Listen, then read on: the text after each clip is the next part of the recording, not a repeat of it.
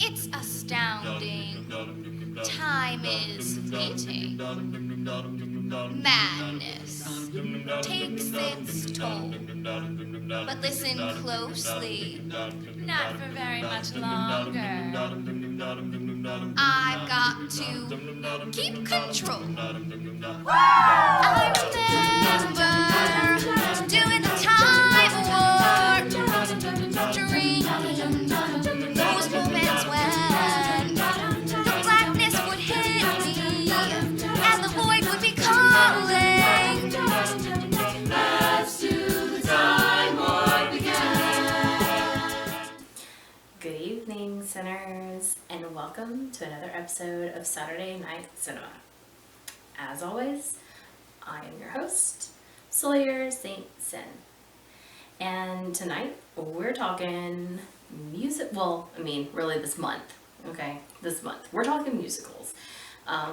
Musical horror movies, okay? And I found some great ones, some grade A things that you, one, probably didn't realize was a musical, or two, have never heard of before. So, let's get into our first one, my favorite of all time, the Rocky Horror Picture Show. I am currently wearing some of my gear that I do for my Eddie act to Hot Patootie. Motorcycle helmet and everything. So, release date for the US was September 26th, 1975. It was released, I think, in Italy, first, in August of that year. And then I think it was Great Britain, and then the US was the third release for it. The director is Jim Sherman, and the writers were Richard O'Brien. He did all of the music and did the screenplay along with Jim Sherman. Of course, Rocky Horror was a musical play in the UK before they did the movie. So they just adapted the play for the screen and history was made, right? So our cast, right off the top, you know who I'm going to say. It is his theatrical debut. Before this, he was just doing, theater productions in, the UK. But the famous and legendary and someone who I adore with all of my heart, Mr. Tim Curry as Frankenfurter, Dr. Frankenfurter. I'm obsessed with Tim Curry. I love him to death. If you say any ill words to him, that is like fighting, right? I will fight you. I will fight you for that man. Next, we have Susan Sarandon as Janet Weiss. And of course, she's a legend in her own right. To be honest, there are, right off the bat, there are three, pretty, well-known names. Tim wasn't well-known at the time, but, now, again, like I said, legend. Then we have Barry Bostwick. Yeah. He's been in a lot of stuff. A lot, right? And he is Brad Majors, Janet's, the boyfriend. They're so cute. Anyways. And then we have Richard O'Brien, writer, musician, actor. He plays Riff Raff. And then Miss Patricia Quinn as Magenta. Now, growing up, I always wanted to be Magenta. She was, I adored her. She doesn't really, have many lines or anything, but I just was she is so cool. I love her. Then we have Nell Campbell, I'm sorry. Also known as Little Nell. She plays Columbia, you know, the tap dancing, glittery, fun loving, you know, love interest of, well, Eddie. Which brings me to Meatloaf as Eddie. As Eddie. Sawyer as Meatloaf as Eddie. Anyways. Then we have Jonathan Adams as Dr. Scott. Peter Henwood played Rocky Horror. Now, you know, Rocky, I mean, he was just there to look good, right? I mean, just, you know, stand here, be eye candy in some gold shorts, and just look good. You don't got to say nothing, just look good. And then last but not least, we have Charles Gray as the criminologist. You know, the criminologist is the one in the movie that is telling the story of what has gone on. He's our narrator, right? So, of course we know, soundtrack, it's a musical. Soundtrack's amazing, right? I have it in my car right now. It pretty much was there almost all October long. Don't judge me. That and Nightmare Before Christmas. Constantly rolling in my car. Well, we might have had some Alice Cooper in there too, but I digress. So, speaking of music, because we're going to do more music than like actual story plot, right? The opening song, science fiction, double feature, is fantastic. And so it goes over the credits, and it's just Patricia Quinn's mouth, right? It's just this close-up of these beautiful red lips.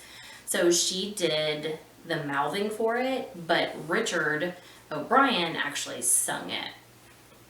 And it's fabulous to like open up, you know, the movie with. What would be even better, listen.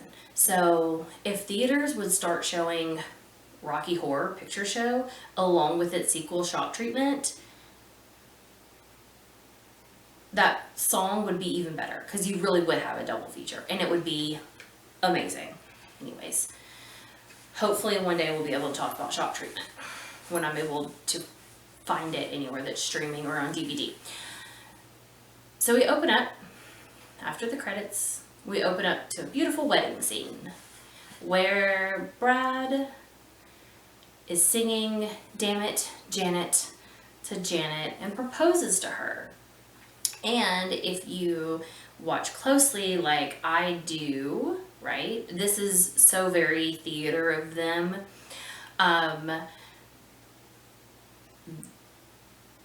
Tim and Patricia and some of the other characters, right, are actually the like extras in the background for, you know, like, I guess we'll say the church owners, runners, I don't know. They're there in the background doing, you know, the background vocals and everything. So, you know, there weren't a whole lot of casts, like members in this movie. So like it was nice to see, you know, just a little nod to theater, right? Where you got some people playing like multiple roles in the background. So within the song, they decide that they're going to go see Dr. Scott, who is kind of the reason as to why they got together, because they met in his science examit, as Brad says, because you need something that rhymes with Janet. So, examit. But on the way, oh dang, it starts storming really bad and they can't see, and gosh, they blow their tires. So this is where they see the castle, right? Dr. Frankenfurter's castle. And they start singing over at the Frankenstein place. There's a light, right? And this song is beautiful and haunting, and I love it. So once they get there, they ring the bell, and of course, Riff Raff, the butler, shows up, and he's like, what do you want? But he brings them in, he's like, hey, can we use your phone? And he brings them in, and they're having a party. And this is where we move into the ever so lovely, ever so popular around Halloween time for parties, the time warp. You know, it's just a jump to the left and then a step to the right. But you know what? It's really the pelvic thrust that drives you insane. At least that's what I've heard, right? So Brad and Janet, like, sit there and watch them and these party goers having a fun time. And then at the end of the song, Brad's like, hey, anyone know the Madison? Poor little square Brad. He doesn't know anything about having fun, right? So as he's, you know, talking, we start hearing the gear up for the next song, which I bet y'all know what it is, right? You know, this is where we get to see Frankenfurter, and, you know, he's just a sweet transvestite, you know? So we get to see him in all of his glory and performing, and as he's going, you know, as he's singing, he's going around and mingling with, you know, some of the party goers, and, you know, he invites them up to the lab to see what's on the slab, you know. I see you shivering, anticipation. Anyways, love that. So great. I like to see it in, like, in the theater with all, you know, with all your friends, and you're having a good time, throwing things around, and you just, like, say it. It's my favorite. So, like, they're declothed to get out of their wet clothes, sitting in their underwear, which poor Barry and Susan, like, they both got so sick because through all of filming, they were in this, like, cold, wet environment, like, in their underwear. Like, they just got so sick. But, so we go up to Frankenfurter's lab, where we see this big glass container, and he's doing all this, you know, stuff, and, you know, flip the switch, right? And who do we meet? We meet Rocky, and then we get to hear, in just 7 days, honey, I can make you a man. And he, like, means it, like, for real. Not like he can turn, you know, your useless boyfriend into a man, but he can make you a man from, like, the ground up in 7 days. Custom made to order, right? It's pretty impressive. But, as always, someone comes in to, you know, someone from the past comes in to haunt your waking dream, right? Eddie busts in. Well, I guess technically out of the freezer. He busts out of the freezer. And Miss, you know, little Miss Sparkly is super excited. She's like, hey! You know, like, I mean, if you've seen the movie, you know, she's very high-pitched, almost break glass situation. So then we get Hoppatootie, bless my soul, you know, and he's riding around on his bike. He's so cool. He's got a saxophone. Oh my gosh, y'all, he's the coolest, right? If you don't think so, you can, I mean, hang on until we're done with this, and then you can leave, okay? So, what does Frankenfurter do to get, you know, rid of the trash, as, I mean, he thinks he is? He kills him. He axes him down, you know, with, like, one of those fire escape axes, you know. Have you seen them? Anyways, you know, it's a bloody mess all the way into the freezer. It's just terrible. But it doesn't phrase, you know, Frankenfurter. He just continues to sing, you know, the rest of In Just 7 Days I Can Make You a Man. Like nothing ever happened. Just whatever. And then him and Rocky go to their marital suite, I guess is what you would say. I mean, like the wedding march kind of like situation starts playing, and there's like candelabras, and it's big and fancy, and, you know, any gothic like person's dream, just black and candles. It's beautiful. So then some time happens without, you know, some music, and we see Frankenfurter go to Janice's room and talk her into doing some stuff with him. And then we see him go into Brad's room disguised as Janet. See, he disguises himself as Brad, and she's like, I couldn't, right? And then he goes into Brad's room and disguised as Janet, and Brad's like, I couldn't, but he does. So in one night, Frankie, at least 3 relations, right? At least, that we know of. It could have been more, who knows? So, but, you know, Janet's having all these feelings. Oh my gosh, I can't believe this. What's going on? Where are we? Right? Okay. But she runs into Rocky, who, you know, like, he got away. He escaped. He pulled his chains and he escaped. Because Riff Raff was, playing with him with the candelabras, like, I'm going to burn you, right? So he broke away and got out, and then they sicked the dogs on him. Alright, so, you know, he's sitting there in his little tank. I mean, that's all that I can think of. He's in his tank, right? And, like, Janet sees that he's injured, and so she's, you know, gonna wrap him up. And we notice that, like, Magenta and Columbia, right, are, like, watching on the TV as Janet starts singing Touch Me. Which, I mean, we all know what she wants, right? I mean, the song is pretty blatantly obvious on what she wants. But they're watching, and they're, you know, making fun of her and everything.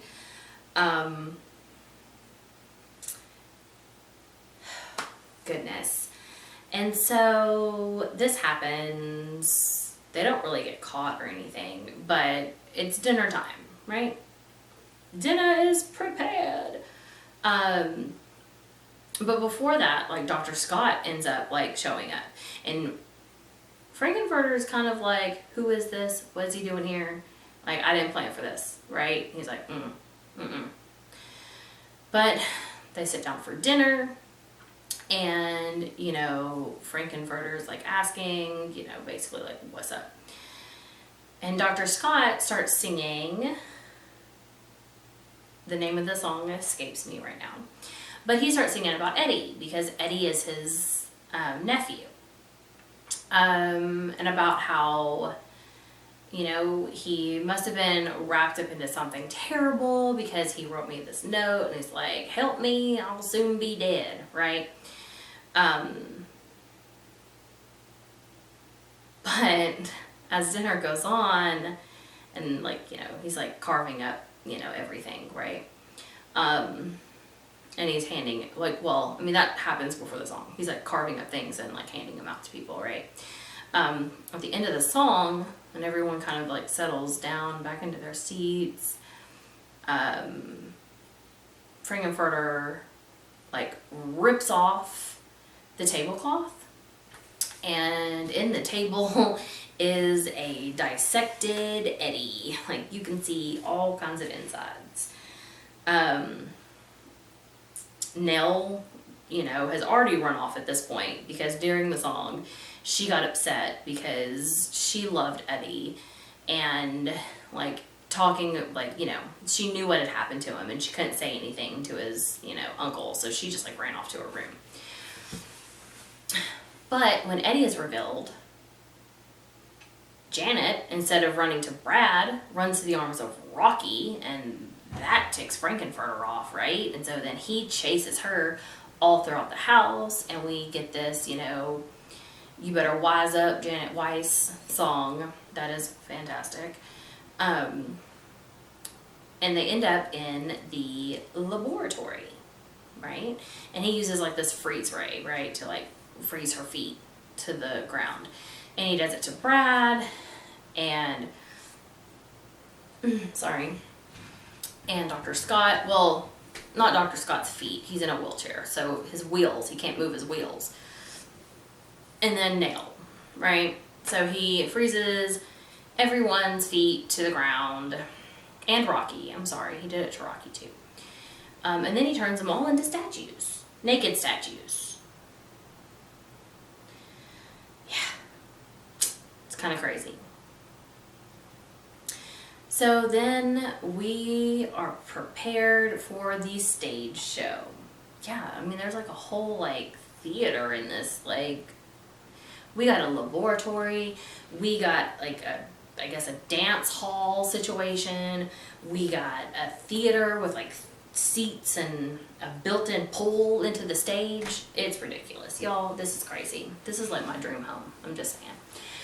So then we get Rose to My World, and all of them are kind of, you know, dressed in some Frankie-ish like outfits with boas, and their faces are all like weird, like mixture of like clown and geisha for me. It's just kind of odd.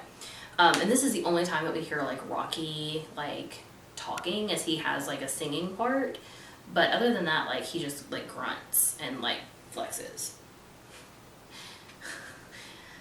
My flexing is terrible. I have no muscles.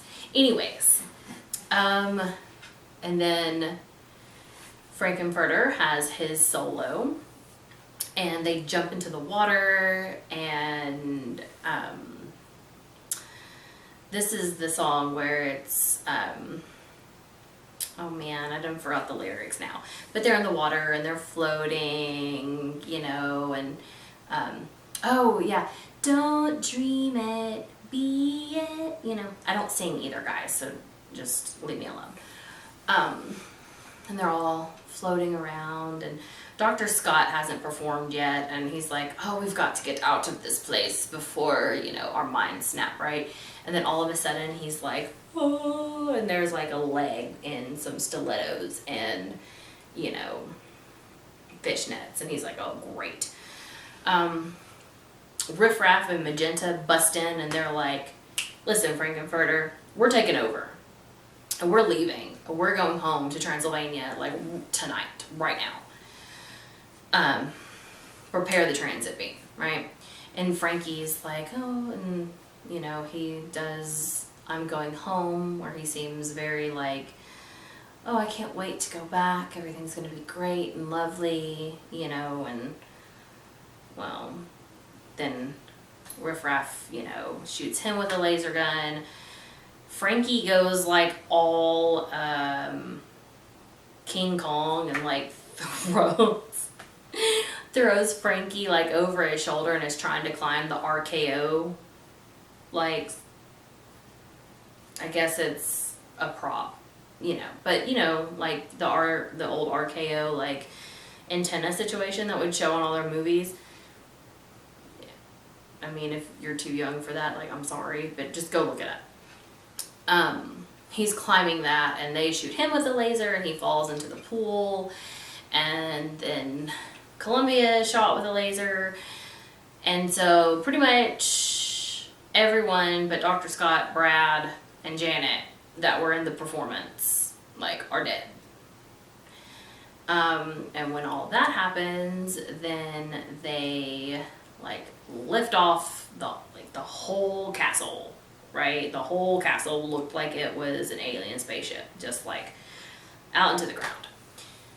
And that's when Brad, Janet, and Dr. Scott are crawling around aimlessly in the earth, and they sing Superheroes, which in pretty much, I guess, all of the DVDs now they have that, but it was cut out of a lot of stuff. But Superheroes is playing, or they're singing that as the spaceship is lifting off into the ground, and that's where it ends.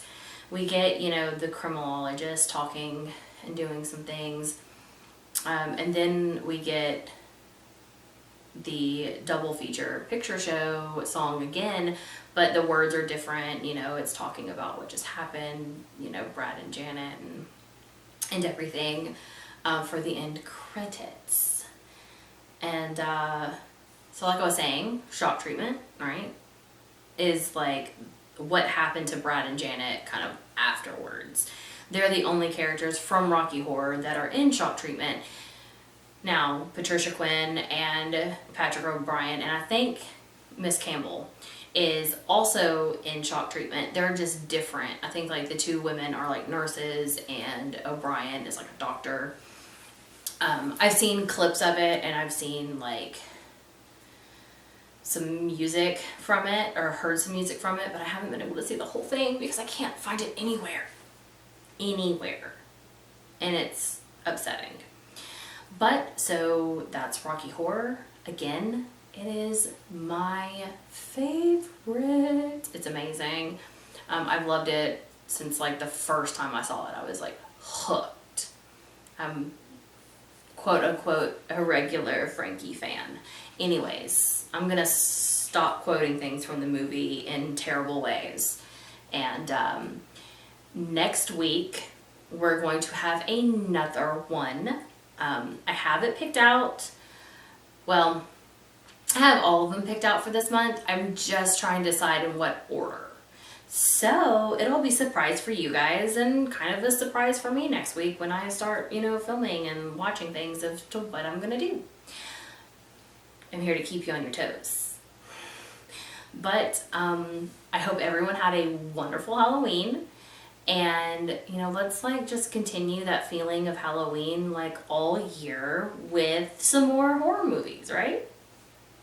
Okay, I will see you guys next time. Have a good evening. Bye.